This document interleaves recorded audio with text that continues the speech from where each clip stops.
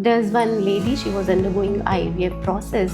तो उसका मानना था कि जो मेरा IVF से बच्चा होगा उसके आगे बच्चे भी IVF से होंगे।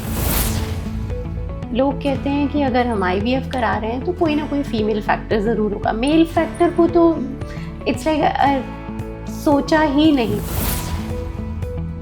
जो सोचते हैं कि बहुत ज़्यादा जिम करेंगे तो हमारी स्पर्म बहुत अच्छे हो जाएंगे, जिम इतना ज़्यादा करते हैं कि वो जब जिमिंग के कारण उनके स्पर्म्स कम हो जाते। क्यों? They take lot of proteins from outside, they take steroids. तो डॉक्टर, PCOS को या PCO को हम बोले, we related it to the lifestyle disease. Lifestyle ना केवल PCO को अफेक्ट करता है बट ये हर तरह की फर्टिलिटी को अफेक्ट करता ही नहीं है। बिल्कुल भी ऐसा नहीं होता कि PCO है तो IVF ही होगा। अगर आप सब ट्राई कर करके 37, 38, 39 में हमारे पास आते हैं कि अब आप हमारा है, तो हम भी अच्छी क्वालिटी का एग कहाँ से लाएंगे? फीमेल फर्टिलिटी अगर लॉस्ट हो गई तो उसको वापस फर्टिलिटी को लाना बहुत मुश्किल है। एग फ्रीजिंग हम किन लोगों में करना चाहते हैं? फर्स्ट, उन लोगों में जिनकी एज एडवांस हो रही है और उन्हें पता है उनका AMH ड्रॉप हो रहा है, उनकी फर्टिलिटी ड्रॉप हो रही है and they haven't got any partner yet. I think last year एक डॉक्टर की एक रील वायरल हुई थी जिसमें द डॉक्टर वाज सेइंग कि IVF मतलब लड़का ही पैदा होगा। सीन केसेस के जहाँ पे मिडिल क्लास पे बहुत प्रेशर आता है, 2 बेटियाँ हैं और कहीं से किसी ने सुना कि IVF मीन्स बॉय चाइल्ड। कि IVF क्या सच में ट्विन प्रेगनेंसी एंड ट्रिपलेट्स के लिए ही है? 85% पर लोगों को एक ही बेबी होता है, married, unmarried, irrespective of any age. Anybody can come for fertility check, which is very important. Namaste everyone and welcome to first ever podcast of Fertility Mantras, a space where stories meet science and hope finds a voice. मैं पूर्णिमा सूद, आज के podcast की आपकी host, founder fertility mantras. It's very honoured and excited situation for all of us because ये हमारा पहला podcast है and interestingly through this podcast we are going to create a milestone in fertility conversation. आज के हमारे guest जो हैं एक बहुत ही लेजेंडरी डॉक्टर हैं। Yes, someone who has created history with more than 7,000 OPUs and embryo transfer. Someone who helped couples to meet their parenthood goals. Someone जो कि हमारे साथ आज हैं. So, people, let's welcome one and only one, Dr. Beena Muktesh from Motherhood Hospitals, Gurgaon. Thank you very much for this introduction and I'm honored to be here as guest.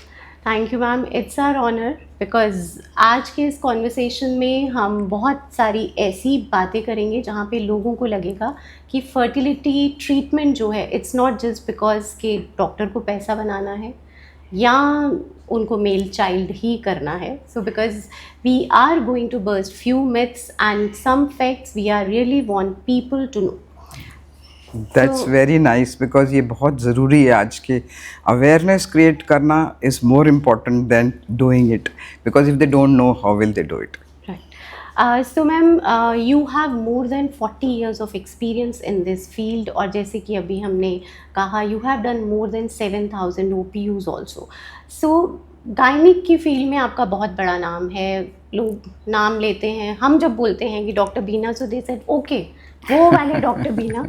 तो आपकी life में कुछ ऐसा turning point था when you decided yes, gynaec के साथ I need to focus on the fertility treatments also? जी हाँ, actually मैं बहुत टाइम से गायनी ऑप्स कर रही थी। मेरे पास उस टाइम भी इनफर्टिलिटी के पेशेंट्स आते थे, लेकिन उस समय इनफर्टिलिटी के पेशेंट्स एक कैटेगरी थी जिसको हम ट्रीट नहीं कर पाते थे। जैसे दोनों तरफ की ब्लॉक ट्यूब्स हैं, प्रेगनेंसी हो ही नहीं सकती तो हमें कहना पड़ता आप अडॉप्शन कर लीजिए, या मेल फैक्टर एजोस्पर्मिया हैं, उनको स्पर्म्स ही नहीं है तो प्रेगनेंसी हो ही नहीं सकती थी। अब आजकल जब देखा IVF में लेटेस्ट ट्रीटमेंट आ गए हैं तो हमें लगा कि why not help these people also.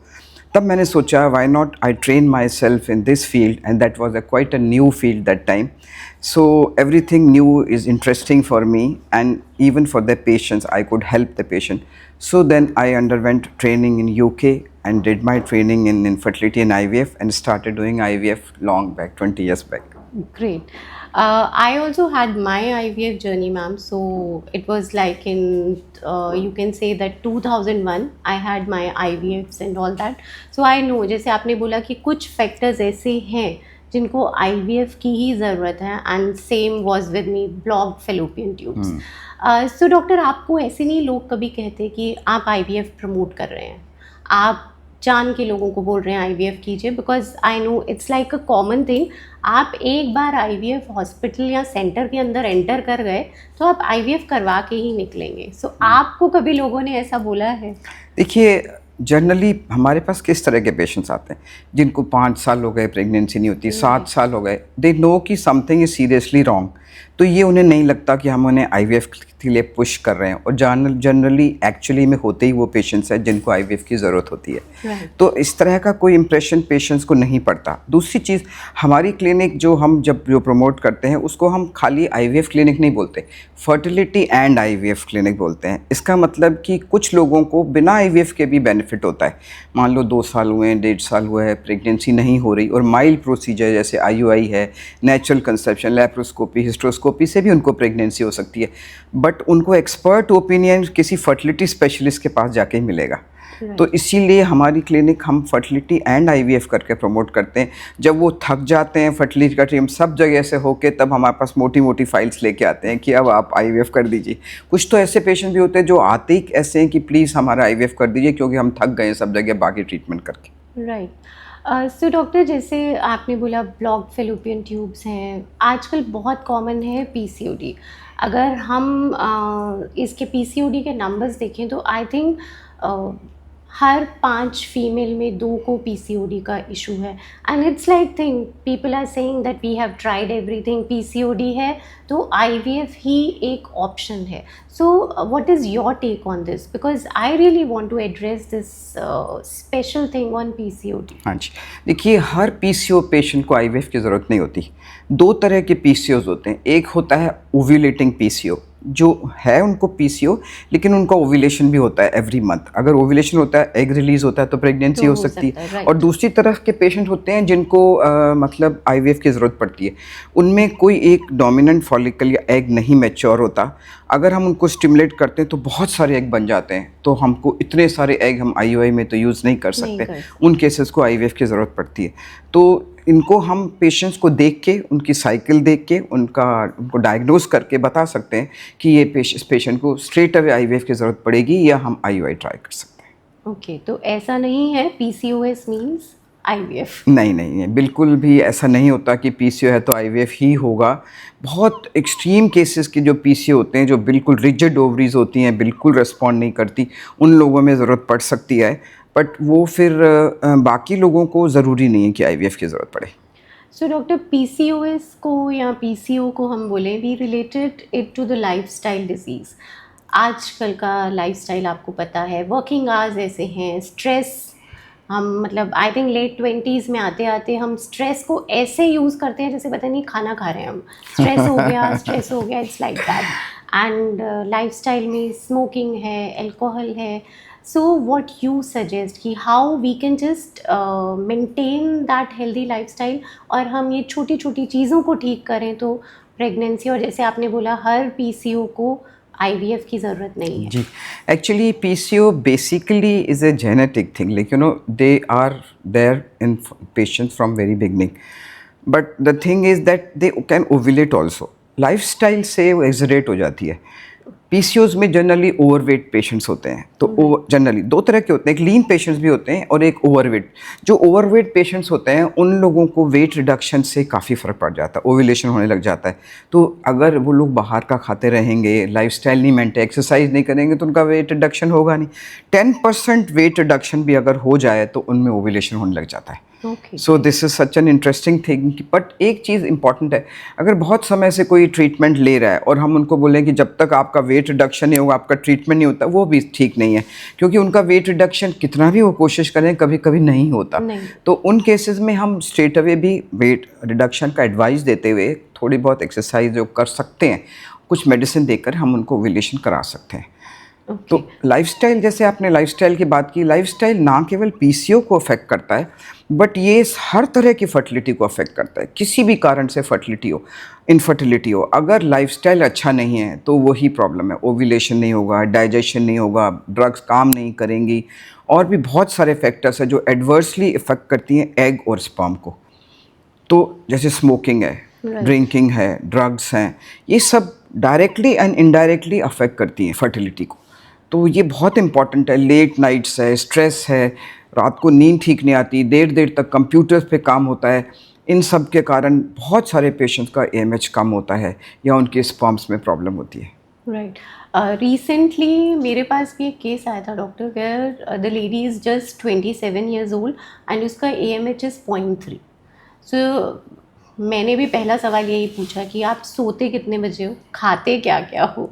सो ऐसा जैसे आपने बोला कि लाइफस्टाइल ठीक करेंगे तो चीज़ें ठीक होनी शुरू हो जाती हैं। सो आप इतने सारे केसेस कर चुके हैं, सो व्हाट यू सजेस्ट कि PCOS का जो पेशेंट है वो डे 1 से अपने लाइफस्टाइल को मेंटेन करे या किसी ड्रग्स की हेल्प ले, because we know that weight का इशू है, इंसुलिन रेजिस्टेंट बॉडी है। सो आप किस तरीके से सजेस्ट करेंगे उनको? देखिए, पीसीओज कई लोगों को मैरिज से पहले या अर्ली 20s में ही पता लग जाता है कि उनको Okay. पीसीओज है। डेफिनेटली, क्यों, हेयर ग्रोथ होने लग जाती है फेस पे, ओव्यूलेशन डिलेड होता है, साइकिल्स डिले हो जाती हैं, ओवर वेट होने लग जाते हैं, तो लोगों को डाउट हो जाता है कि शायद हमें पीसीओ है। मदर्स बच्चों को भी लेके आती हैं, गर्ल्स को लेके आती हैं कि इनको पीसीओ है, और हम डायग्नोज भी, हार्मोन टेस्ट करा के डायग्नोज भी करते हैं कि हाँ, इनको पीसीओ है। उन लोगों को शुरू से ही ध्यान रखना चाहिए, इस तरह की चीज़ें ना खाएं जो उनका वेट गेन इंक्रीज़ करें, और जब एक रेगुलर एक्सरसाइज करेंगे तो काफ़ी सारे हार्मोन्स बैलेंस हो जाते हैं। तो रेगुलर एक्सरसाइज का बहुत बड़ा रोल है पीसीओज में और अदर फर्टिलिटी में भी। तो अगर मदर्स ध्यान रखती हैं कि अब हमारे बच्चे को पीसीओ की प्रॉब्लम्स हो रही है और आगे जाके फर्टिलिटी का इशू भी आएगा, देन दे टेक केयर कि उनको अच्छी स्लीप मिले, रात को अच्छे से सो जाएं, वो खाने पीने को हेल्दी डाइट दे, बाहर कैंटीन से इधर से ना खाएं, लेट नाइट्स तक ना करें, किसी स्मोकिंग या ड्रग्स के उसमें ना पड़ें, और भी अपने लाइफस्टाइल को थोड़ा बैलेंस करें। तो सेल्फ अवेयरनेस भी होना चाहिए और मदर्स को भी इस बात का ध्यान रखना चाहिए कि उनका बच्चा क्या कर रहा है। राइट। आई थिंक ये मदर्स के लिए बहुत इम्पॉर्टेंट है। हम क्यों जागरूक हों जब हमारी बेटी को शादी के बाद बच्चा नहीं हो रहा? हम क्यों इन चीज़ों का ध्यान पहले ही रखें when she is a teenager? आप समझिए चीज़ों को, बताइए। Awareness is really important. और आजकल तो डॉक्टर गूगल पे हर जगह अवेयरनेस भर भर के हमारे पास आ रही है। करेक्ट। तो आपने भी अपने क्लिनिक के बाहर लिखा है कि जब आप मुझसे मिलने आइए तो गूगल को बाहर छोड़ के आइए। बिल्कुल सही। देखिए क्या होता है, I am not saying Google is bad, लेकिन गूगल में सर्फ करने से हमें ये नहीं पता लगता कि इसमें ये जो डिज़ीज़ लिखी है उसकी परसेंटेज 1% है और जो बाकी लिखी है 90, हम उस 1% को पकड़ लेते हैं। अब 1% में मान लो आईवीएफ में लिखा होना कि इसकी ड्रग से आपको कैंसर हो सकता है, एक डॉट लिखा होगा, छोटा सा लिखा होगा, जो कि हमने प्रैक्टिकली अभी तक तो देखा नहीं है, वो उसको पकड़ लेंगे एंड दे विल कि हाँ, क्या हमें कैंसर हो सकता है, क्या हमें ये problem, because Google is also not wrong, but वो एक पॉसिबिलिटी लिखता है पॉइंट्स में 0.1, वो ना लिखे तो लोग बोलेंगे कि आपने हमें अवेयर नहीं कराया। लेकिन इसका मतलब ये नहीं कि हर पेशेंट को प्रॉब्लम हो जाएगी। तो इसलिए गूगल सर्फ करना चाहिए अपनी प्रॉपर नॉलेज के बाद। You should be aware of what Google is saying and what is right, what is wrong. लेकिन हर रोज़ गूगल को फॉलो करना भी ठीक नहीं है कि गूगल को ही फॉलो करते जा रहे हैं। I hope Google is not unhappy with me. Right. So viewers, अगर आप हमें आज देख रहे हैं तो ध्यान रखिएगा, डॉक्टर बीना ने बहुत ज़रूरी बात बोली। गूगल ज़रूर जांचिए, परखिए, लेकिन गूगल को अपनी लाइफ में इतना मत बनाइए, because we have great doctors with us in our society. बहुत अच्छे डॉक्टर्स हैं जो इस फील्ड में बहुत अच्छा काम कर रहे हैं, and one of the best doctors we have today with us.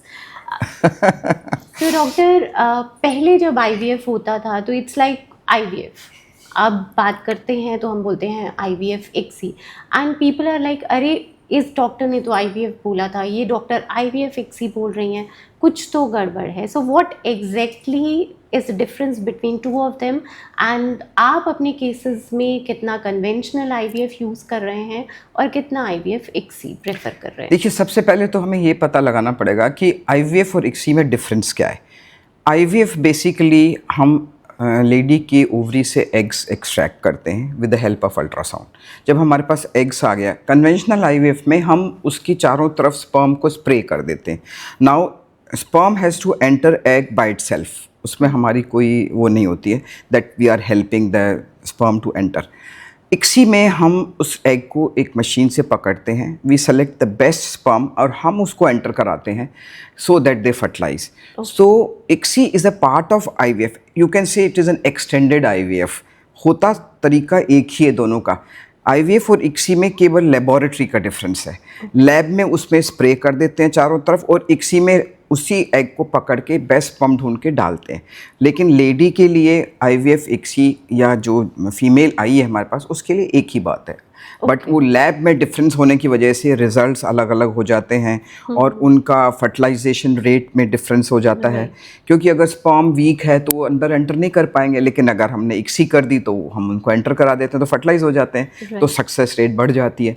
तो हम भी कोशिश करते हैं कि अगर बेस्ट टू बेस्ट स्पर्म हमें मिल गए और एग्स भी बहुत अच्छी क्वालिटी के हैं तो हम कन्वेंशनल भी कर सकते हैं, लेकिन उसमें फर्टिलाइजेशन का डाउट रहता है। मान लो एग का शेल थिक है, उसमें स्पर्म पेयर से नहीं किया या स्पर्म की मोटिलिटी अच्छी नहीं है, वो जब पहुंचेगा ही नहीं एग तक तो कैसे वो पेयर्स करेगा। उन केसेस में हम इक्सी करते हैं और हम देखते हैं कि हमें बहुत अच्छे रिजल्ट्स मिलते हैं इक्सी के। सो डॉक्टर, अगर मेल फैक्टर है so I think preferably you will be doing ICSI.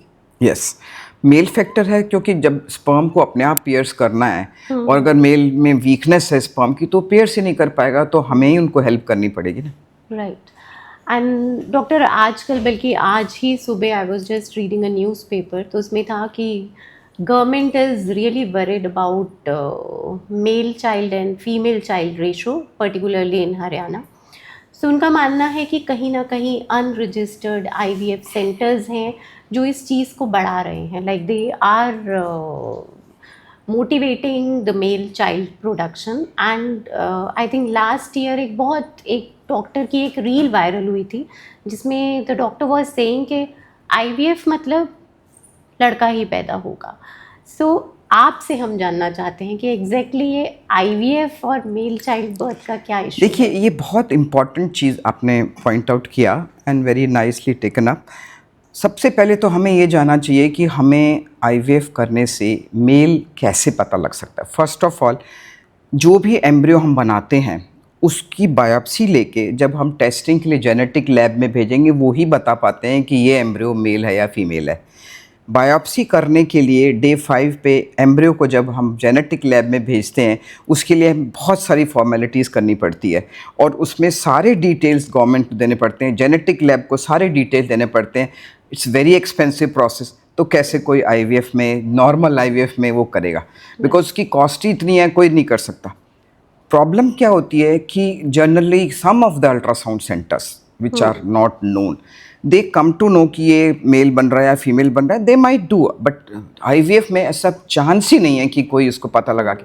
हमसे भी कोई पूछता आके कि हमारी 2 लड़कियां, क्या आप हमारे को लड़का करके दे सकते थे, तो हम बड़ा हाथ जोड़ते हैं कि हमें पता ही नहीं लगता। अगर पता लगता तो हम आपको बता देते, लेकिन हमें मालूम ही नहीं पड़ता ये लड़का। हम तो ब्लाइंडली 2 एम्ब्रियो डालते हैं या ज़रूरत होती तो 1 एम्ब्रियो डालते हैं, हम कभी भी सिलेक्शन नहीं कर। तो अगर इनफर्टिलिटी आईवीएफ की मशरूमिंग भी हो रही है सेंटर्स की, तो वो सेक्स डिटर्मिनेशन आईवीएफ सेंटर नहीं कर सकते। राइट। तो उसमें भी गवर्नमेंट को भी समझना चाहिए, जनरल पब्लिक को भी समझना चाहिए कि आईवीएफ सेंटर के कारण सेक्स डिटर्मिनेशन नहीं हो सकता। क्योंकि अगर मुझसे भी कोई कहे कि मैं आईवीएफ करवा लूं और बेटा पैदा हो जाए, सो आई वुड बी लाइक अच्छा चलो चलते हैं। तो डेफिनेटली कोई भी बोलेगा, अगर जिनके पास लड़की हो बोलेगी अच्छा आईवीएफ चलो, एक आईवीएफ ही तो कराना पड़ेगा, लड़का हो जाएगा, नॉट पॉसिबल। और इससे आई हैव सीन केसेस के जहाँ पे मिडिल क्लास पे बहुत प्रेशर आता है। 2 बेटियां हैं और कहीं से किसी ने सुना कि आईवीएफ मीन्स बॉय चाइल्ड, तो कपल अपना पैसा जोड़ता है, सब कुछ 4 से 5 लाख इकट्ठा करके पहुंचता है कि हाँ भाई अब मुझे एक लड़का दे दीजिए। So awareness is more important. या डेफिनेटली जनरल पब्लिक को समझना चाहिए कि आईवीएफ से लड़का लड़की का पता नहीं लग सकता। ये तो इनफर्टिलिटी को फर्टिलिटी में चेंज कर सकता है, लेकिन लड़कियां बन रही होंगी और लड़का बना देगा, पॉसिबल नहीं है। नहीं है। डॉक्टर, एक और इंटरेस्टिंग मेरे पास केस आया था। There is one lady, she was undergoing IVF process. तो उसका मानना था कि जो मेरा आईवीएफ से बच्चा होगा, उसके आगे बच्चे भी आईवीएफ से होंगे। आई जस्ट मेंशन हर कि ऐसा नहीं होता। शी सेड नहीं, ऐसा है। नीता अंबानी के आईवीएफ से ट्विंस हुए हैं, उसके बाद उसकी लड़की ने भी आईवीएफ से ही ट्विंस किए हैं। So I really want you to address this. क्या सच में ऐसा है कुछ? नहीं, ऐसा बिल्कुल भी नहीं है। आईवीएफ वाले बेबीज़ नॉर्मल प्रोड्यूस कर सकते हैं। बिल्कुल भी ऐसा नहीं हो सकता कि क्योंकि उनका आईवीएफ हुआ है लेकिन उनका बच्चा भी आईवीएफ से होगा, ऐसे।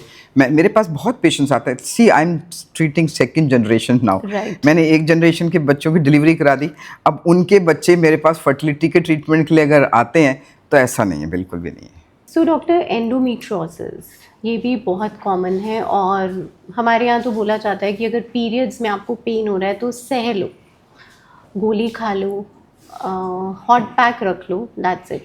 बट आजकल अगर हम स्टडी देखें तो आई थिंक 10 में से 2 फीमेल्स ऐसी हैं जो एंडोमेट्रियोसिस को लिटरली झेल रही हैं।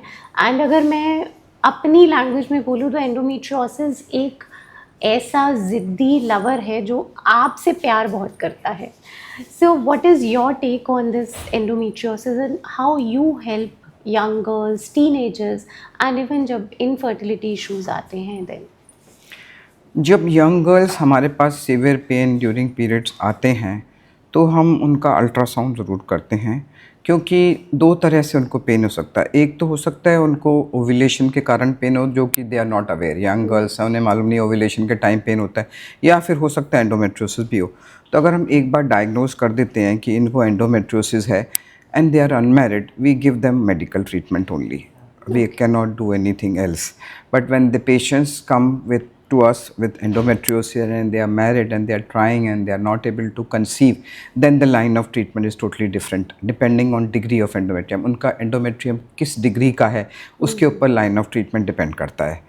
तो पेन का, जैसे आपने बोला कि सह लो, वो सहने वाली बात तब होती है जब ओव्यूलेशन का पेन होता है, वो हम डायग्नोज पहले ही कर लेते हैं। Right. तब तो हम, क्योंकि कई पेशेंट्स को, हमें यंग गर्ल्स को ओव्यूलेशन तो हम नहीं मना कर सकते, ओव्यूलेशन नहीं हो तो चाहते हैं हम ओव्यूलेशन, जब उनकी मैरिज होगी उनको चाहिए होगा, तो हम उनको थोड़े एनाल्जेसिक्स देते हैं। और एक्सरसाइज से इनका पेन काफ़ी फ़र्क पड़ता है, बिकॉज मेंटली जब दे आर प्रिपेयर्ड कि हम, जब हमारा पेन अगर होगा और हम एक्सरसाइज पहले से, नॉट कि उस दिन वो एक्सरसाइज तो और बढ़ जाएगा, right. पहले से ही अगर वो एक्सरसाइज वगैरह करते हैं तो उनको इतना महसूस नहीं होगा पेन। लेकिन अगर एंडोमेट्रियोसिस का पेन है तो डेफिनेटली हमें ट्रीट करना पड़ता है उनको।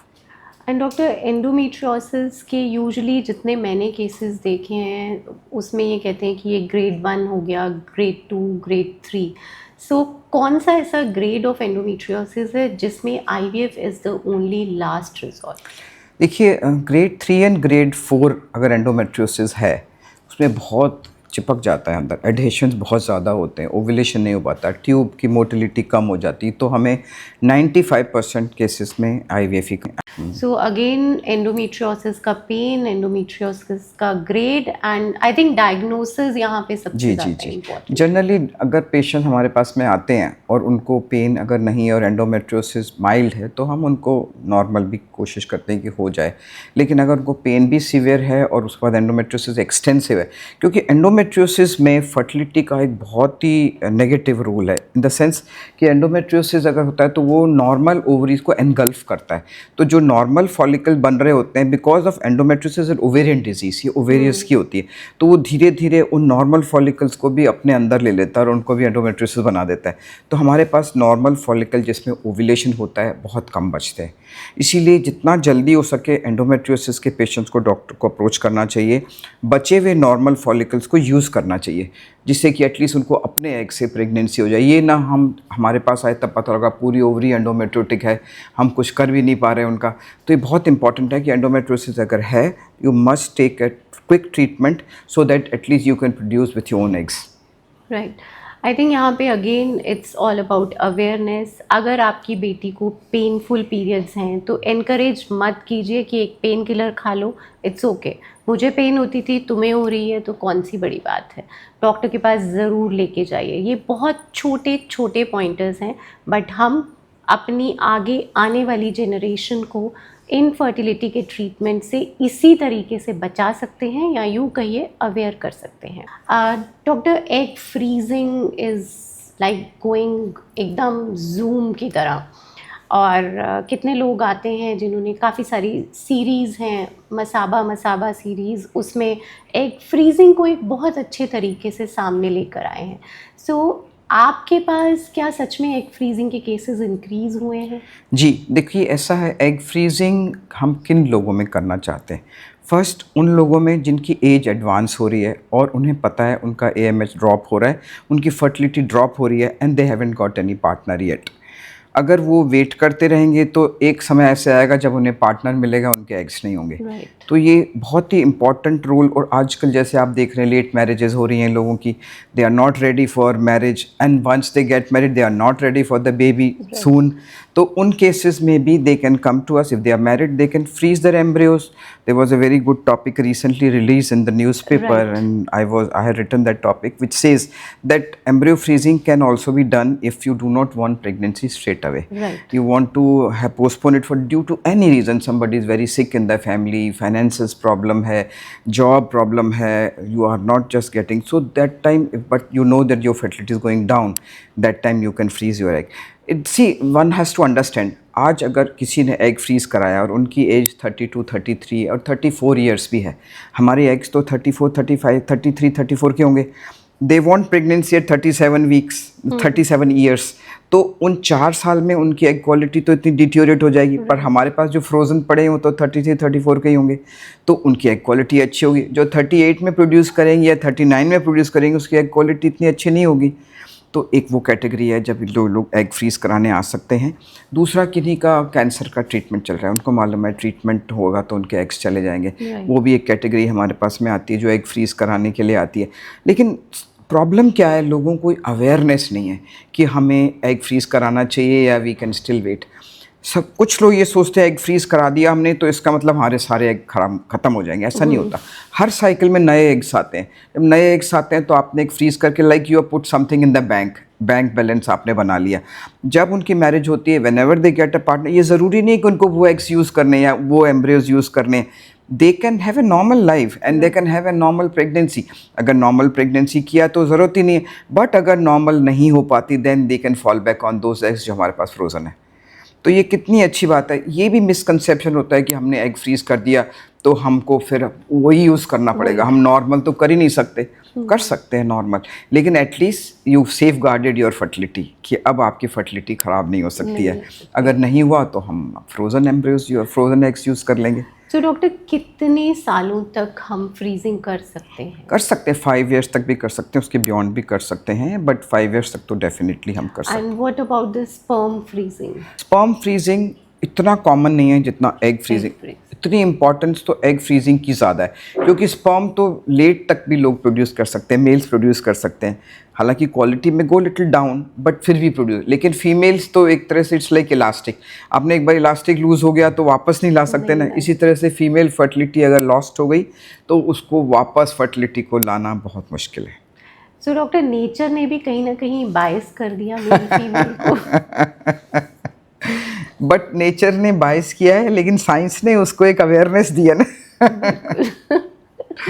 क्योंकि अक्सर लोग कहते हैं कि अगर हम IVF करा रहे हैं तो कोई ना कोई फीमेल फैक्टर ज़रूर होगा, मेल फैक्टर को तो इट्स लाइक सोचा ही नहीं जाता। बिल्कुल। सो आपके पास obviously you have done so many cases, आपका एक्सपीरियंस है, तो आपने देखा है कुछ सालों में मेल इनफर्टिलिटी के केसेस इंक्रीज हुए? बहुत ज़्यादा मेल। क्योंकि वही same lifestyle, drinking, smoking, late nights, आजकल जॉब्स की भी इतनी है, internationally लोग people have got a job which has got remotely, they are working from India. Right. So their meetings are at 2 o'clock, 1 o'clock in the night and they finish by 3 o'clock, they sleep. In the morning सब जगह हलचल होती है तो सो नहीं पाते, तो they are deprived of sleep. उससे अफेक्ट बहुत ज़्यादा अफेक्ट होता है. इससे एक और कैटेगरी है जो सोचते हैं कि बहुत ज़्यादा जिम करेंगे तो हमारी स्पर्म बहुत अच्छे हो जाएंगे. जिम इतना ज़्यादा करते हैं कि वो जब जिमिंग के कारण उनके स्पर्म्स कम हो जाते. क्यों? They take lot of proteins from outside, they take steroids, और इतनी ज़्यादा जिमिंग करते हैं और साइकिलिंग करते हैं. साइकिलिंग से उनके स्क्रोटम पे प्रेशर आता है, वो भी स्पर्म ख़राब हो जाते हैं. तो उनको भी कितना जिम करना है वो अवेयरनेस भी होनी चाहिए, और किस तरह के प्रोटीन्स खाने, इतने ज़्यादा एक्सटेंसिव प्रोटीन्स खाने नहीं खाने. मेटाबोलाइज तो बॉडी में ही होगा, अगर प्रोटीन भी लेंगे तो मेटाबोलाइज तो कहीं ना कहीं तो अफेक्ट करेगा एक्सेस में. Anything excess is not good. Steroids लेते हैं, एनाबॉलिक स्टेरॉइड्स मसल्स बनाने के लिए लेते हैं, उससे कितना फीडबैक, नेगेटिव फीडबैक से उनके स्पर्म पे फ़र्क पड़ता है. तो मेल ये भी बढ़ गया है बहुत ज़्यादा, और बिकॉज ऑफ द स्ट्रेस, जितना ज़्यादा स्ट्रेस उतना ज़्यादा ड्रिंकिंग, उतना ज़्यादा स्मोकिंग, उतना ज़्यादा socialisation in the nights, outside food. तो ये सब चीज़ें डायरेक्टली और इनडायरेक्टली स्पर्म्स को अफेक्ट करती है. और एक और इम्पॉर्टेंट चीज़ मैं आपको बताना चाहूँगी. जनरली लोग हमारे पास में स्पर्म रिपोर्ट ले आते हैं which is done in some laboratory. देखो हमारी स्पर्म तो ठीक है. वन हैज़ टू अंडरस्टैंड कि स्पर्म जो है एक फर्टिलिटी यूनिट में ही टेस्ट होना चाहिए. वाई? बिकॉज यहाँ पे हम स्पर्म्स को स्टेन करते हैं, स्लाइड्स को स्टेन करके हम उसकी छोटी छोटी भी एबनॉर्मलिटी फाइंड आउट करते हैं. तो जब हमारे पास पेशेंट्स लेके आते हैं रिपोर्ट, वो कहते हैं हमारे 50% नॉर्मल है, हमने यहाँ कराया हमारे 4% भी नॉर्मल नहीं. क्यों? क्यों? वो लो माइक्रोस्कोप में देखते हैं और लो माइक्रोस्कोप में छोटी छोटी एबनॉर्मलिटी इग्नोर हो जाती है, तो लगता है 50% नॉर्मल है. और लैब में कराते हैं या किसी कलेक्शन सेंटर में कराते हैं तो रख देते हैं स्पर्म, तब तक स्पर्म खराब हो जाते हैं. यही जब फर्टिलिटी यूनिट में कराते हैं तो 200 टाइम्स मैग्नीफाई करके जब उन स्पर्म्स को देखते हैं, स्टेन करके देखते हैं, तो पता लगता है कि इसमें से केवल 4 स्पर्म ही नॉर्मल है आउट ऑफ 100. अब 4% नॉर्मल को भी हम नॉर्मल मानते हैं क्योंकि 4 मिलना भी बहुत मुश्किल है. तो हमारे पास में आते हैं 1% नॉर्मल, 2% नॉर्मल. अब ये सारे पेशेंट बोलते हैं हमारा सब कुछ ठीक है, हमें प्रेगनेंसी नहीं हो रही. आप स्पर्म तो देखिए, और वो भी देखिए एक आईवीएफ यूनिट में कि आपके स्पर्म तो 1% भी नॉर्मल नहीं है, कहाँ से वो प्रेगनेंसी बनाएंगे. ये सब अवेयरनेस की बात है. जितनी ज़्यादा अवेयरनेस फर्टिलिटी में आएगी उतनी ही हम ज़्यादा एजुकेट होंगे. जितना ज़्यादा हम एजुकेट होंगे उतना हम चॉइस से अपना डिसीजन ले सकते हैं हमें क्या करना चाहिए. राइट. ये आपने बिल्कुल ठीक कहा, जैसे सीमन एनालिसिस अलग अलग छोटे छोटे लैब्स में कराना, because I have seen many cases. और तभी आई प्रेफर कि आप हमेशा सीमन एनालिसिस एक अच्छे फर्टिलिटी लैब में करवाइए. Correct correct. And as you mention कि स्पर्म कलेक्शन हो गया, 30 मिनट्स का टाइम होता है हमारे पास, और सैंपल 1-1 घंटा पड़ा हुआ है, लैब वाला कह रहा है कर देंगे टेस्ट. हाँ बिल्कुल. So it's that. So again viewers, अगर आप सीमन एनालिसिस करा रहे हैं, प्लीज़ मेक श्योर कि एक वो अच्छे फर्टिलिटी सेंटर से हो. फर्टिलिटी सेंटर से सीमन एनालिसिस कराने का मतलब ये नहीं है कि डॉक्टर आपको आईवीएफ लैब में ले जाएंगे. It's just that we are checking कि क्या सच में इश्यूज हैं, और अगर हैं तो how could we rectify that. और वैसे भी जब छोटे छोटे सेंटर्स में कहीं भी कराते हैं तो कभी भी जाके सैंपल दे देते हैं. एब्स्टिनेंस कितना ज़रूरी है. नॉर्मल रिपोर्ट या हमारी एग्जैक्ट रिपोर्ट जो है उसके लिए एब्स्टिनेंस चाहिए होता है, 2 to 5 डेज़ का एब्स्टिनेंस. उसके बाद जो अब कल ही दे हैड एन इंटरकोर्स या कल ही उन्होंने कुछ ऐसा किया है तो उसके बाद सीमन तो क्वालिटी क्वांटिटी दोनों कम ही आएगी, और फिर कहते हैं कि कम आ गई. तो ये एब्स्टिनेंस इज़ वेरी इंपॉर्टेंट, वो भी ध्यान में रखना चाहिए, जो कि फर्टिलिटी यूनिट ज़्यादातर कर लेती हैं. बोल देते हैं कि आप 3 से 5 दिन का गैप लेके ही आइए. So doctor, IVF means twins या ट्रिपलेट्स, ये बड़ा कॉमन है. हमारी फैमिली में लाइक कहें कि हमारी फैमिली हिस्ट्री में, me and my husband side family, we have twins का हिस्ट्री चलता आ रहा है.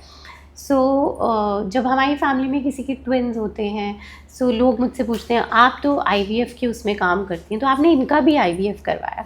So what do you suggest कि आईवीएफ क्या सच में ट्विन प्रेगनेंसी एंड ट्रिपलेट्स के लिए ही है? देखिए, जो नेचुरल साइकिल में ट्विंस होते हैं वो तो मे बी जेनेटिक हो रहे हैं. जैसे हम फादर को ट्विंस हैं या उस चाचा को ट्विंस हैं या उसके बच्चों को, वो तो जेनेटिक होता है.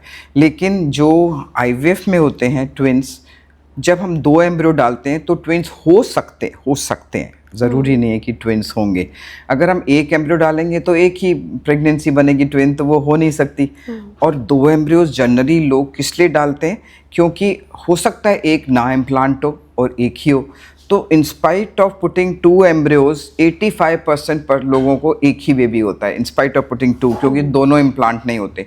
तो ट्विंस का possibility in IVF when 2 these embryos are implanted is 15% only. सबको ट्विंस या ट्रिपलेट्स नहीं, ट्रिपलेट्स तो खैर आउट ऑफ क्वेश्चन। अब तो ART लॉ बन गया है, 3 एम्ब्रियो डाल ही नहीं सकते हम लोग, 2 मैक्सिमम डाल सकते हैं। तो ये अगर कोई बोलता है हमें, जैसे जिनको एक बच्चा पहले है, वो हमारे पास आते हैं बोलते हैं कि हमें तो एक ही चाहिए, तो हम 1 एम्ब्रियो डालते हैं। 1 से 2 कहाँ से होंगे, 1 से 1 ही होगा। तो ये मिथ है कि जितने लोग IVF कराते हैं सबको ट्विंस होता है, ऐसा नहीं होता। एंड डॉक्टर, IVF क्या लास्ट रिजॉर्ट है? जब हर दरवाज़ा बंद हो गया, हमने भगवान से बहुत मांग लिया, हमने गायनिक्स बहुत विजिट कर लिए, लेट्रोजोल साइकिल्स ले लिए, ओवुलेशन इंडक्शन करवा लिया, एंड अब IVF। सो व्हाट योर देखिए, कमेंट आपने ऑन बहुत दैट? ठीक बोला। अगर आप लास्ट रिसॉर्ट की बात करते हैं, लास्ट रिसॉर्ट तक अगर आप पहुंचोगे तो IVF की सक्सेस रेट भी बहुत कम हो जाएगी। You have to take decision before only. क्यों? अगर हम सोचते हैं कि अभी हमारे पास टाइम है, अभी तो हमारे पास टाइम है, हम 6 IUI 5 IUI लोग कराते हैं, and I have to make them aware कि अगर 2 IUI से नहीं हुआ या मैक्सिमम 3 IUI से नहीं हुआ तो आपका IUI से नहीं होगा। उसका भी रीज़न मैं बताऊंगी कि क्यों नहीं होगा। बट अगर आप अर्ली डिसीजन लेते हैं तो आपके क्या एडवांटेज है? पहला एडवांटेज आपको ये है कि आपके एग्स यंग है। अगर आप सब ट्राई करके 37, 38, 39 में हमारे पास आते हैं कि अब आप हमारा है, तो हम भी अच्छी क्वालिटी का एग कहाँ से लाएंगे? फर्स्ट, नंबर ऑफ़ एग्स कम हो जाते हैं। आप लास्ट रिसॉर्ट में हमारे पास आए, आपके एग्स कम होते गए। आपने यंग एज में कराया, आपके पास एम्ब्रियोज इतने ज़्यादा हैं कि आप एक बार नहीं, आप 5 साल बाद दूसरा बेबी भी उन्हीं एम्ब्रियो से कर सकते हो। सो आपने किया। थर्ड थिंग, जब आपको पता, जिन चीज़ों का आपको पता है कि IVF के बिना होगा ही नहीं, उसको पोस्टपोन करने से क्या फ़ायदा? अगर आपको पता है आपकी ट्यूब्स ब्लॉक्ड है, आप 29, 30, 28 में कराओगे तो कितने अच्छे रिजल्ट्स आएंगे आपके। और यही आप बता, ट्यूब तो बंद है फिर भी ट्राई कर रहे हैं, एक साइड ट्राई कर रहे हैं, उधर IUI ट्राई कर रहे हैं, 10 जगह चलो ये इसका विभूति ले लो, ये ले लो, ये पूजा करा लो। जब ट्यूब्स बंद है तो कहाँ से आप हो पाएगा? तो लास्ट रिसॉर्ट बिल्कुल नहीं समझना चाहिए। और कुछ लोग ये सोचते हैं कि हमने IVF करा लिया तो सेकंड बेबी के लिए 100% IVF, ये भी ज़रूरी नहीं है। अगर आपने एक बार IVF कराया, कई बार हमारे पास कई पेशेंट्स ऐसे आते हैं जिन्होंने फर्स्ट IVF कराया, सेकंड उनको स्पॉन्टेनियस हो गया। अब स्पॉन्टेनियस क्यों हुआ? ये सोचते हैं कि आपने डॉक्टर साहब ज़बरदस्ती IVF कर दिया, हमारे तो देखो नॉर्मल हो गया। क्यों नॉर्मल हुआ? क्योंकि ओवरी जो साइलेंट पड़ी थी वो स्टिमुलेट हो गई। जब ओवरी स्टिमुलेट हो गई तो ओव्यूलेशन होने लग गया उनमें, और स्टिमुलेट हुई IVF की ड्रग से। IVF की जब 10 दिन स्टिमुलेशन की ड्रग चली तो आपकी ओवरी जगी। जब आपकी ओवरी जगी तो उन्होंने एक आध ऐसा एग बना दिया जिसने आपको नॉर्मल। तो हम खुद पेशेंट्स को बोलते हैं आपका फर्स्ट IVF करना 5 साल से आपको नहीं हो रहा, you must go in for IVF करने के बाद अगर आपके एग्स हुए, आपको स्पॉन्टेनियस भी हो सकता है। और अगर फर्स्ट IVF नहीं करोगे तो 5 साल से 8 साल हो सकता है आप ऐसे ही बैठे रहें। तो ये नहीं समझना चाहिए कि फर्स्ट IVF हुआ, सेकंड नॉर्मल हो गया, देखिए हमने तो क्लिनिक है हमारा, ज़बरदस्ती हमारा तो नॉर्मल हो गया। वो इसलिए नॉर्मल हुआ क्योंकि IVF हुआ आपका। Right. Medical conditions depending on medical condition, और आप ओवरी स्टिमुलेट हो गई तो ओव्यूलेशन होने लग गया। कई बार पेशेंट्स आते हैं, बहुत इंपॉर्टेंट चीज़ है, जैसे मान लीजिए उनके ओवरी में AMH कम है, पुअर ओवेरियन रिजर्व हम उनको कहते हैं, 1 या 2 हमको दिखाई देता है नॉर्मल। लोगों को ये इंप्रेशन होता है कि एक एग तो दिख रहा है हमें, चलो हम IUI कर लें, एक तो हमको फॉलिकल दिख रहा है, चलो हम IUI कर लें, क्यों IVF में जाएं?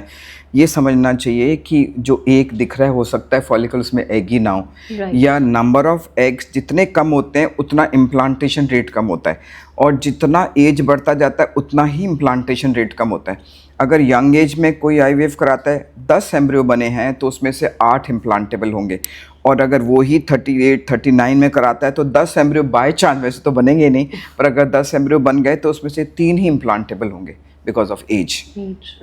तो ये बहुत अंडरस्टैंड होना चाहिए कि अगर आपकी ओवरी में 2-3 एग दिख रहे हैं तो better go for IVF rather than going for IUI, क्योंकि आप you are standing at the verge of finishing all your eggs. Right. उस टाइम पे आप एक्टिव ट्रीटमेंट करेंगे जब आप फिनिशिंग लाइन तक पहुंचने वाले हो, तो आप तेज़ दौड़ते हो या आप आराम से दौड़ते हो?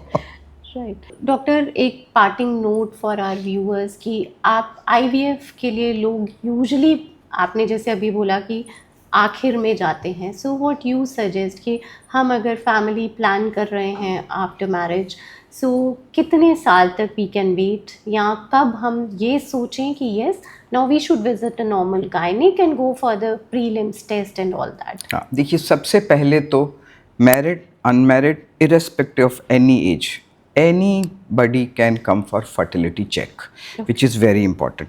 जैसे किसी भी इंडिविजुअल को कोई डिजीज़ नहीं होती, फिर भी कॉरपोरेट्स वाले उनका एक कॉम्प्रिहेंसिव हेल्थ चेक कराते हैं, उसमें कुछ निकल आता है, तो हालांकि they are not suffering from anything. Similarly any patient or any young lady or married or unmarried, they should come to fertility unit not because they want pregnancy but to check where are they standing. I have seen many patients where young girls 24 25 20 their AMH is very low. Right. तो आपको उनको बताना होता है कि आपका AMH बहुत कम है, either you freeze your eggs or you get married and have produced, because आपका AMH तो fall हो जाएगा by the time you decide you are marrying. तो ये बहुत इंपॉर्टेंट चीज़ होती है कि फर्टिलिटी चेक। एक तो ये पता लगता है आप यू आर, दूसरा आपके पेल्विस में कोई एबनॉर्मलिटी तो नहीं है। मान लो फाइब्रॉइड्स हैं, जनरली कोई सिम्टम नहीं होता तो यू विल इग्नोर कि फाइब्रॉइड्स हैं, चलो you take your own time to have fertility and all, pregnancy and all. या एंडोमेट्रियोसिस है, by the time you get married वो बढ़ जाएगा बहुत, तो उसका ट्रीटमेंट अभी लेना पड़ेगा। तो एक बेसलाइन टेस्ट फर्टिलिटी चेक सबके लिए इंपॉर्टेंट है। Everybody should come and get a fertility check done. They can come to any clinic and say हमारे फर्टिलिटी, 3 चीज़ें करते हैं उसमें। मैरिड है तो सीमन करेंगे, एक अल्ट्रासाउंड करेंगे और एक AMH करेंगे कि उनकी ओवरीज में कितनी ताकत है। तो ये तीनों टेस्ट हम करके फर्टिलिटी चेक करते हैं, पहली चीज़ ये। दूसरी, suppose they haven't gone for fertility check and they are young, younger than 34, they can wait for 1 year to produce if they having normal pregnancy, well and good.